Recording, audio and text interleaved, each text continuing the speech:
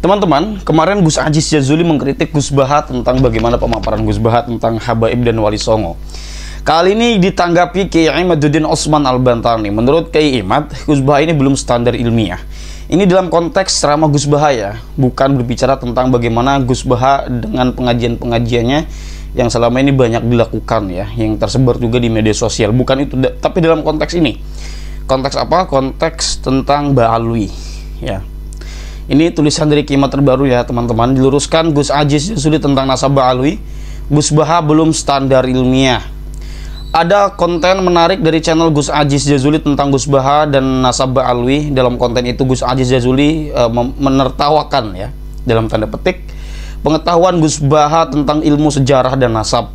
Semua narasi yang diutarakan Gus Baha dalam sebuah ceramah tentang sejarah Hadramaut dan nasab Ba'alwi tak ayal dibantai tanpa ampun oleh Gus Aziz Jazuli.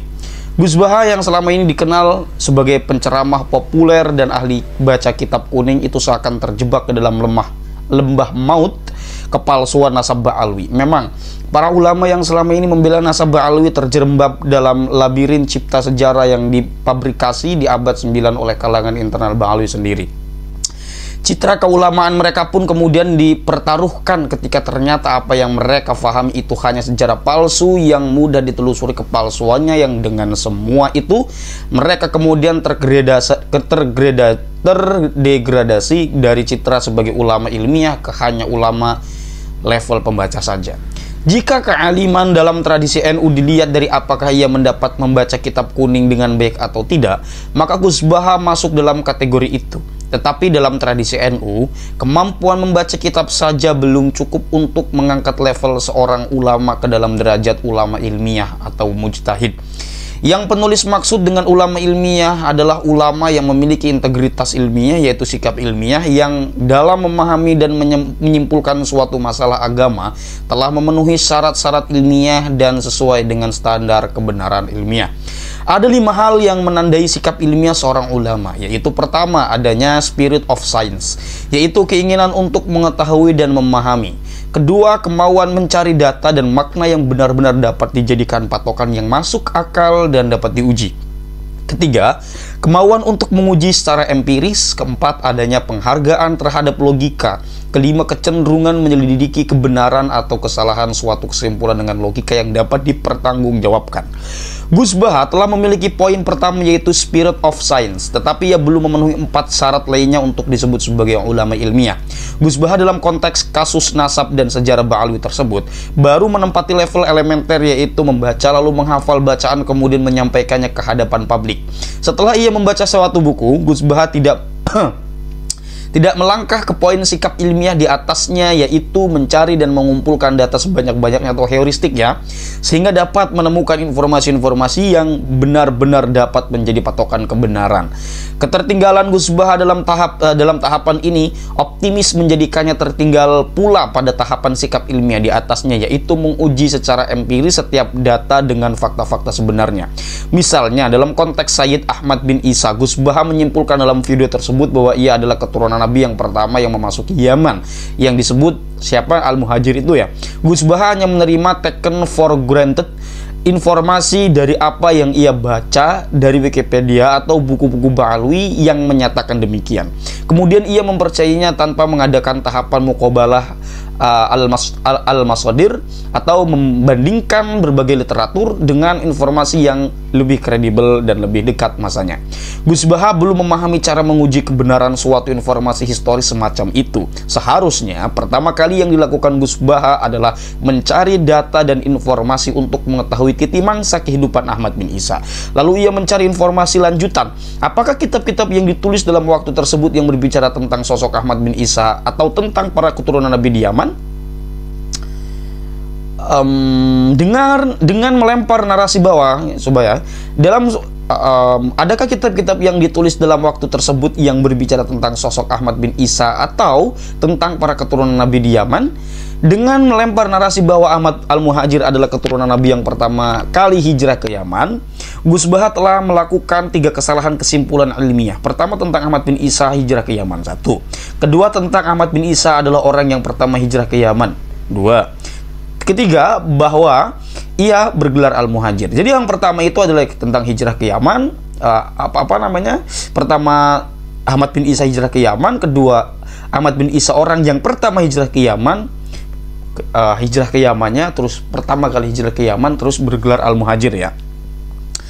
Sebelum Gus Baha menyampaikan proposisi bahwa Ahmad bin Isa adalah orang pertama dari keturunan Nabi yang hijrah ke Yaman, ia harus membuktikan terlebih dahulu apakah benar Ahmad bin Isa hijrah ke Yaman. Satu, ketika Gus Baha telah sampai mengambil kesimpulan bahwa Ahmad bin Isa hijrah ke Yaman, tentu ia akan lebih salah lagi ketika mengatakan bahwa Ahmad bin Isa adalah orang yang pertama hijrah ke Yaman dari keturunan Nabi.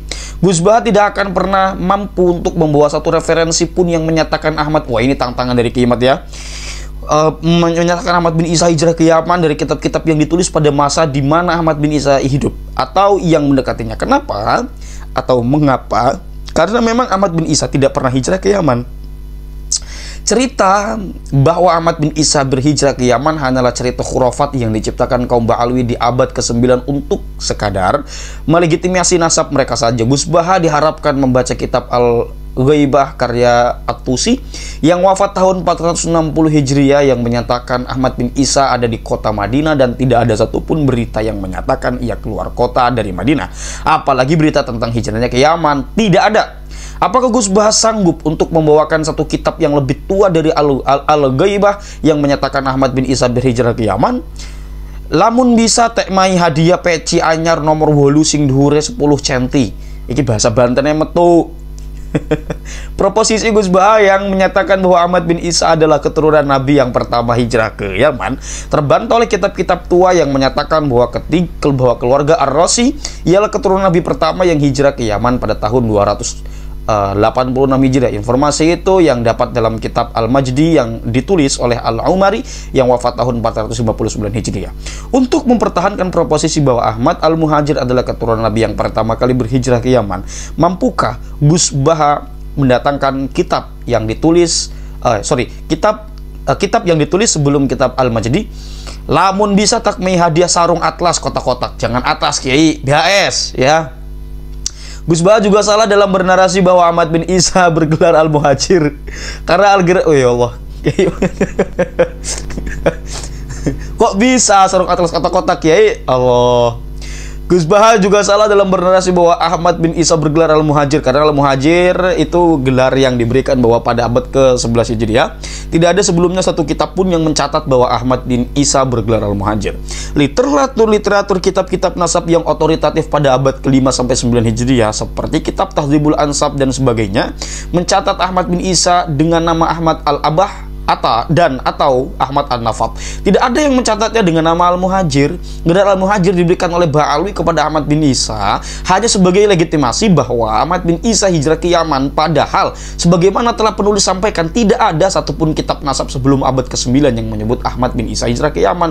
Gus Baha benar-benar telah terjerembab dalam cipta sejarah palsu yang dilakukan kaum Ba'alwi. Mampukah Gus Baha membawa kitab yang lebih tua dari kitab Tahdzibul Ansab yang menyebutkan bahwa Ahmad bin Isa bergelar Al-Muhajir? Tidak akan mampu, Gus. Lamun mampu tak mei apa mendingin cincin virus. Nggak lucu ya, karena saya nggak tahu. Cincin virus. Gus Baha juga tidak memenuhi standar sikap ilmiah, yaitu kemampuan untuk menguji secara empiris misalnya tes DNA yang sudah terbukti bahwa Ba'alwi ini secara hasil uji DNA bukanlah keturunan paternal Nabi Muhammad SAW, bahkan bukan pula keturunan Nabi Ibrahim. Gus Baha juga dalam konteks sejarah dan nasab Ba'alwi ini tidak memenuhi standar sikap ilmiah berikutnya, yaitu tidak adanya penghargaan terhadap logika, di mana satu narasi sejarah yang tidak masuk akal, ingat, tidak masuk akal masih diterima dan disampaikan ke hadapan publik. Gus Baha lebih banyak membaca kitab-kitab nasab sejarah untuk mengetahui berbagai qadiyah yang tidak masuk akal dari cipta sejarah Ba'alwi, misalnya tentang bahwa Ahmad bin Isa hijrah ke Yaman bersama leluhur Bani Adal, kemudian Muhammad bin Sulaiman pada tahun 317 Hijriah, sedangkan Ahmad bin Isa wafat 345 Hijriah dan Muhammad bin Sulaiman wafat tahun 540 Hijriah. Bagaimana orang yang berhijrah tahun 317 Hijriah masih hidup di tahun 540 Hijriah? Ya, itu Gus. Orang yang hijrah di tahun 317 Hijriah masih hidup di tahun 500, berarti usianya berapa itu? ratusan tahun ya. Walaupun yang demikian itu mungkin aklan ya, secara akal memungkinkan, tetapi mustahilun urfan, secara kebiasaan atau secara fil aglab atau secara urf, secara adat itu mustahil ya. Walaupun secara aklan mungkin itu muskil, mungkin yang muskil ya, orang hidup sampai ratusan tahun ya. Logika yang sehat akan menolak adanya postulat yang menggelikan demikian. Ketika Gus Baha menerima secara partikular bahwa Ahmad bin Isa hijrah ke Yaman, artinya Gus Baha juga menerima adanya ketidaklogisan sejarah dan nasab Ba'alwi secara general. Gus Aziz Jazuli meluruskan berbagai macam kekeliruan Gus Baha dalam channelnya itu terkait ketidakilmiahan Gus Baha dalam konteks nasab Ba'alwi. Dalam video yang ditayangkan Gus Aziz Jazuli itu pun Gus Baha menyampaikan bahwa Wali Songo adalah bagian dari Ba'alwi, juga narasi-narasi lain yang tidak berbasis data terkait dengan asal nama Hadramaut. Dari kasus Gus Baha ini, kita menyadari bahwa sistem pendidikan pesantren kita, selain berbagai keunggulan yang dimilikinya, memerlukan tambahan konsentrasi sistem pembelajaran, yaitu metodologi penelitian ilmiah yang dalam hal ini penguatan fan usul fiqh, mantik dan filsafat atau ilmu kalam, selain fan-fan ilmu yang sumber dayanya tersedia di pondok pesantren secara tradisional, agaknya dalam konteks kemodernan, penerapan metodologi penelitian ilmiah modern harus pula menjadi perhatian sivitas akademika pesantren. Hal yang demikian sangatlah urgent karena berbagai macam ajaran agama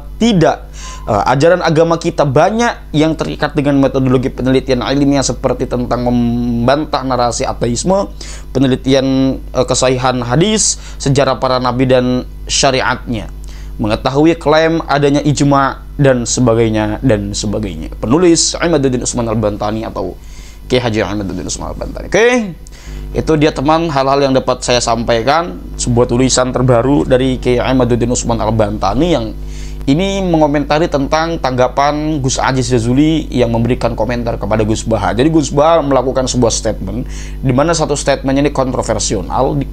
Mengapa kontroversial? Karena ucapannya itu tidak berbasis data atau belum memenuhi standar ilmiah. Sekelas Gus Baha padahal. Ya, maka Kiai tadi dalam penulisannya cukup emosi mengatakan mempertaruhkan ketokohan keulamaannya atau mempertaruhkan ketokohannya hanya demi dalam tanda petik membela nasab yang tidak terkonfirmasi. Dalam hal ini tentu Kiai jauh lebih unggul dari Gus Baha ya dalam persoalan nasab ini. Tidak perlu kemudian anda yang santri-santri harus meng-cross check. Orang-orang yang saya pikir tidak belajar di pesantren atau orang-orang yang tidak belajar di perguruan tinggi sudah bisa melihat ya, sudah bisa membedakan antara pendapat dari Gus Baha dan Kiai Imad dalam hal ini. Ya, karena kenapa? Karena Kiai Imad berbasis data, sementara Gus Baha ini hanya ceramah. Bukan berarti Gus Baha tidak mampu untuk membaca, enggak. Gus Baha itu alim ya. Cuma dalam hal ini perlu dipertanyakan sikap ilmiah dari Gus Baha. Mengapa demikian beliau mengambil langkah yang seperti itu?